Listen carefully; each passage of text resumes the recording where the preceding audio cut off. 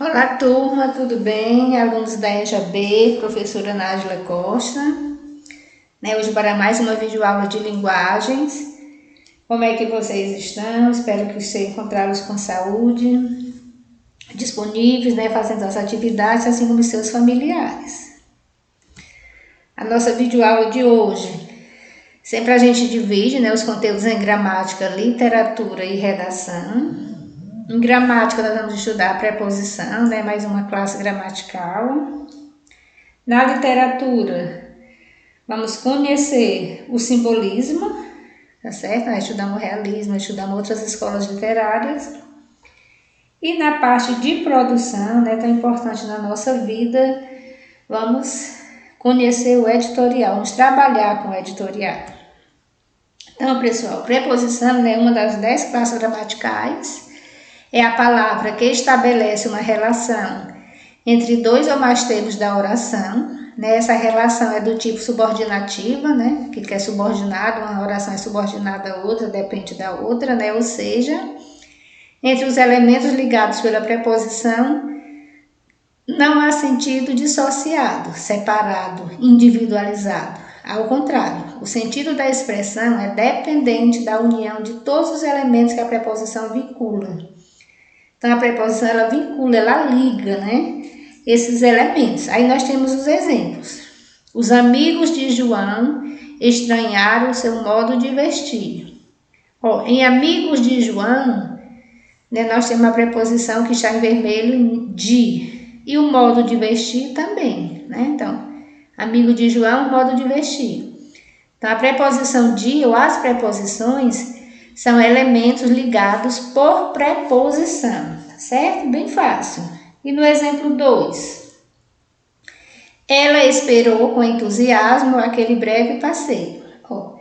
Ela esperou com entusiasmo, o com, é a preposição que está ligando o verbo, ao complemento. Então, nós temos aí várias preposições, tá certo? Vamos estudar, conhecer cada uma. E lembrando para vocês que nesse caso, nesses dois exemplos, esse tipo de relação é considerada uma conexão, em que os conectivos cumprem a função de ligar elementos. Então, popularmente, para que serve a preposição? Para ligar elementos, E é um desses conectivos que se presta a ligar palavras entre si, no processo de subordinação denominado regência, que é o que a gente vai estudar posteriormente. Então, pessoal, nós temos aqui a classificação dessas preposições.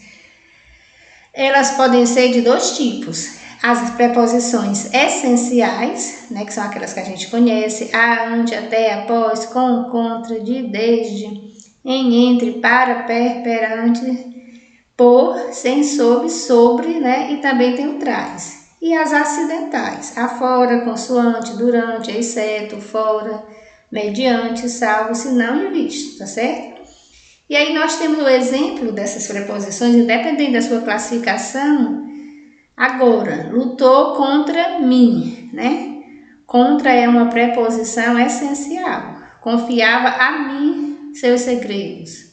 Todos comeram, salvo tu. O salvo aí é uma preposição acidental. O contra e o a são as essenciais.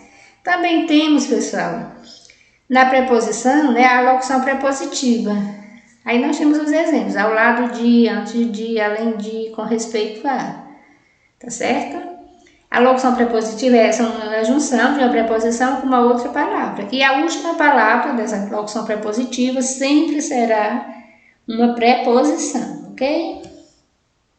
E nós temos os significados, isso é interessante. As preposições, cada uma tem o seu sentido, Aí nós temos aí os exemplos e o sentido dela. Por exemplo, discutir sobre educação. Sobre é uma preposição. Da ideia de discutir sobre educação é o quê? É o assunto. Qual é o assunto que vai discutir? Educação. Livro de Drummond de Andrade, Tela de Portinari. O dia aí representa a autoria, O livro é de quem? A tela é de quem? É bem fácil quando você contextualiza. A causa. Morrer de fome, promovido por mérito. A causa da morte, a fome. A causa né, de ser promovido, né, o mérito da pessoa. Companhia, né, o próprio já diz a companhia, passear com os irmãos. O conteúdo, copo de água. Então, o copo de quê? Podia ser de suco, de cerveja, mas aí é de água, é o conteúdo. Distância, né? Estudar a uma quadra de casa. O aí, essa preposição, dá a ideia de distância, né? A distância da sua casa, né, para a escola.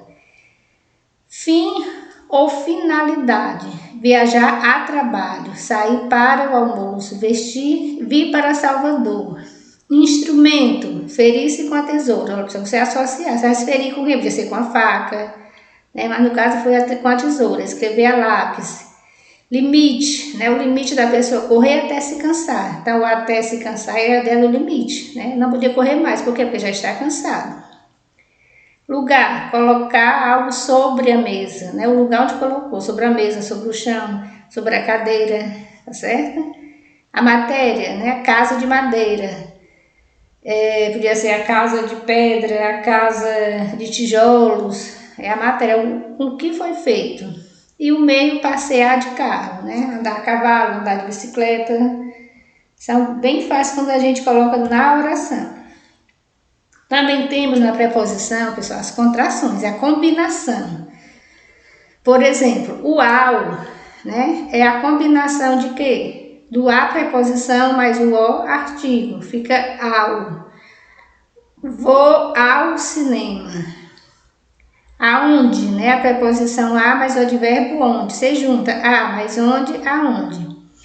E temos também as contrações. Nas contrações, pessoal, a preposição ela perde, né, letras. Por exemplo, pelo, né?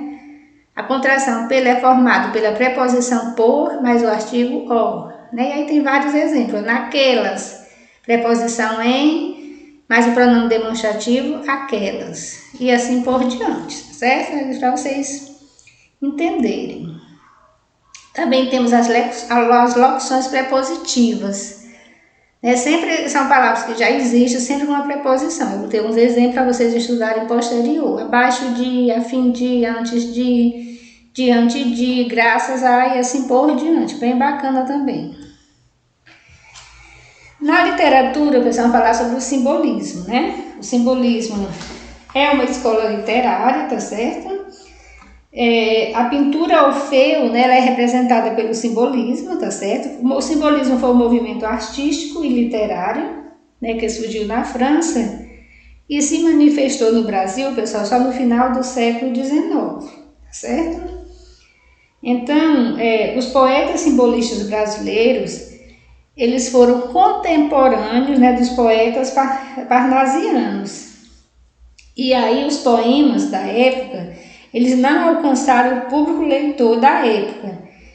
E o mesmo prestígio os dos parnasianos, foi a escola anterior. Então o simbolismo é a introspecção, né, o interesse pela dimensão psicológica e transcendental do homem, pelos fenômenos da mente, não pela lógica das palavras. Então, o simbolismo representa o quê? O psicológico, né?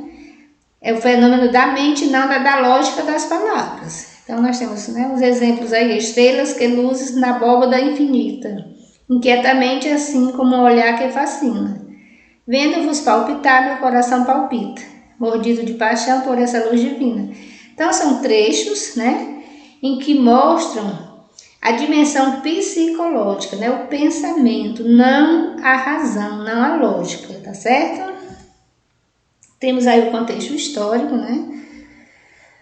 A partir de 1881, na França, poetas, pintores, dramaturgos e escritores em geral, influenciados pelo miticismo, advindo ao grande intercâmbio com as artes, pensamentos e religiões orientais, procuram refletir em suas produções a atmosfera presente nas viagens a que se dedicam.